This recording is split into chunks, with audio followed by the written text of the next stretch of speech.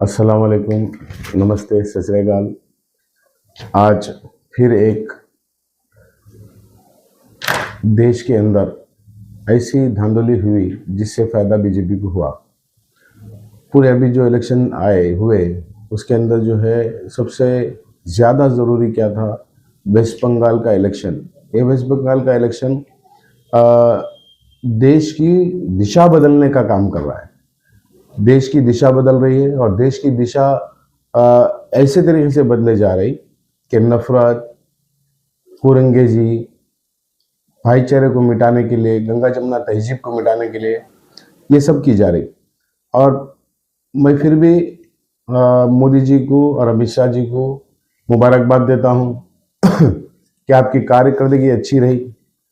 आपने आखिर 10 साल की जद्दोजहद में बंगाल को जीत लिया और कितना कुछ करना पड़ा आपको बंगाल जीतने के लिए, ये सब हम पूरा देश देख रहा था। तो देश जाग रहा है आपकी हरकतों से, आपसे, आपकी सोच से कि अगर आप सोचे तो क्या कर सकते हैं, ये सब देश जान रहा है। तो फिर भी आपको मुबारकबाद। देश अभी भी जिंदा है, जिंदा रहेगा, जिंदा देश की जो है सादगी और ताजगी जिंदा रहेगी। देश के अंदर गंगा जमुना तहजीब जिंदा रहेगी। आप लाख कोशिश कर लो, फिर भी देश के अंदर भाईचारा जिंदा रहेगा। और मैं बंगाल के लोगों को ये कहना चाहता हूं कि आज तुमने देखा होगा कितनी बड़ी गलती कर दी है आपको पता है कि दिल्ली जब बीजेपी जीती तो गरीब गुरबा पे कितना जुल्म हो रहा। और जहां जहां बीजेपी का राज है, बिहार, यूपी, ये सब देशों में जाकर के देखना। और अब तो जानते ही हैं, आपके हर जगह बंगाली हर जगह है। तो वो दस्तूर भी खत्म हो गया बंगाल के अंदर, जो भाषा की बुनियाद पे जिंदा था, मजहब की बुनियाद पे नहीं।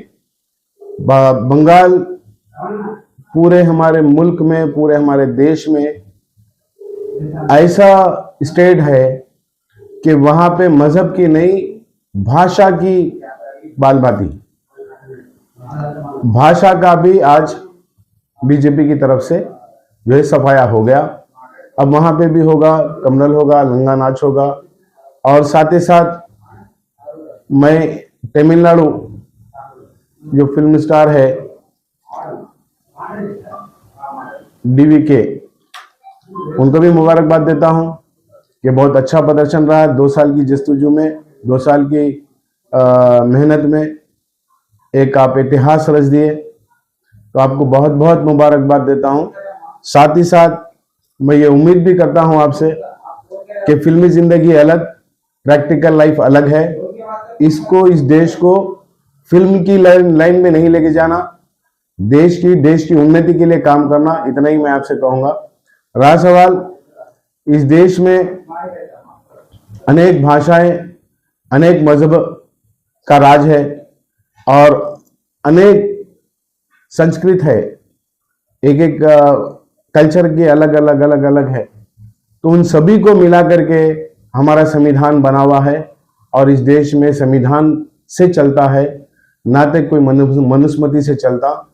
और बंगाल के लोगों के लिए एक जरूरी पैगाम ये देना चाहता हूं कि आप अपनी भाषा को बचाइए और अपनी संस्कृति को बचाइए।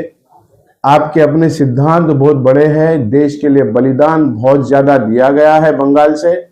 ये पूरा देश बंगाल के लोगों का एहसान कर्ज नहीं उतार सकता। अभी जो गलती कर रहे हैं वो उसको सुधारने का मौका भी आपको जल्दी मिलेगा, वहां से सुधारिए।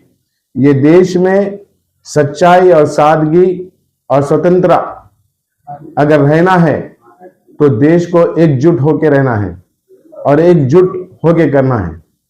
तो आने वाले हालात में जिस तरह से तुम्हारे साथ जो भी सुलूक होगा, आम आदमी पार्टी आपके हर जो होने वाला है उसके साथ में आपका साथ देने के लिए आएगी और आपकी उन्नति के लिए काम करने के लिए आएगी।